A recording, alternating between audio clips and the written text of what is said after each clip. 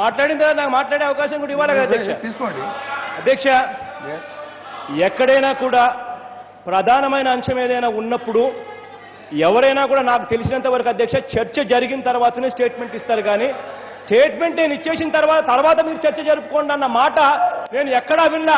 అది కేవలం ఈ ఆంధ్ర రాష్ట్ర అసెంబ్లీలో మాత్రమే జరుగుతుంది అధ్యక్ష. ఇది అసలు ఆయన స్టేట్మెంట్ ఇచ్చేసిన తర్వాత ఇంకా చర్చించేదానికి ఏముంది అధ్యక్ష? స్టేట్మెంట్ ఆయన ఇచ్చేసిన తర్వాత ఇంకా చర్చించేదానికి ఏముంది? ఎక్కడైనా కూడా కామన్ సెన్స్ ఉండాలి. చర్చ ఫస్ట్ జరగాలి, ఆ తర్వాత స్టేట్మెంట్ ఇవ్వాలి. అట్లాంటిది మీరు మొట్టమొదటి స్టేట్మెంట్ ఇచ్చేస్తారట. ఆయన స్టేట్మెంట్ ఇచ్చిన తర్వాత చర్చ జరిగేదానికి ఏముంది అధ్యక్ష?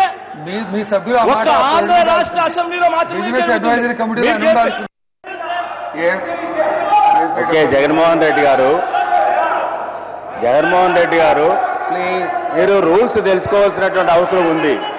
ప్రభుత్వానికి government has got every right to give a statement on the floor of the house on any particular issue or any issue arising recently. అంచేత మా స్టేట్మెంట్ ఇచ్చిన తర్వాత స్టేట్మెంట్ ఇవ్వడానికి అవకాశం లేదు. మాకు చర్చ పెట్టండి అంటాం, మీకు రైట్ లేదు అధ్యక్ష. ఎంచేతంటే ఇక్కడ government business priority, government business priority అయిన తర్వాత ప్రైవేట్ బిజినెస్ ఉంటుంది. అదేవిధంగా మీ ఏదైతే ప్రతిపక్షాలు ఉన్నాయో ప్రతిపక్షాలు కూడా చర్చించుకోవచ్చు. అంచేత కావాలని స్టాల్ చేయాలనేటువంటి ఉద్దేశం తప్ప మేము స్టేట్మెంట్ ఇస్తాం, మీరు డిస్కస్ చేయండి. డిస్కస్ చేయొద్దంటే కదా మీకు ప్రాబ్లం.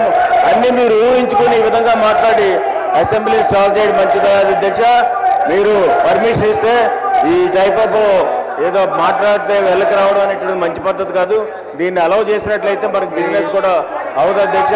ఉన్నటువంటి ఇంకా మూడు రోజులే ఉన్నాయి. ఈ రోజు 4 రోజులు ఉంటాయి. అంటే ఈ 4 రోజులు గవర్నమెంట్ చాలా ఉంది. మీరు కూడా మీరు ఇచ్చినట్టు క్వశ్చన్స్ ఉన్నాయి. ఇవన్నీ కూడా అవుతుంది. మేము డిస్కస్ చేయం, మాకు చర్చే కావాలంటే గవర్నమెంట్ విల్ నాట్ యాక్సెప్ట్. దాంట్లో అనుమానం లేదు అధ్యక్ష. Government will go in accordance with decision taken by the BSE. ఆ BSE డెసిషన్ మీరు కట్టుబడి ఉండరు. మీ వాళ్ళు చెప్పినప్పుడు కూడా మీరు వినరు. మీకు వినే సాంప్రదాయం లేదు.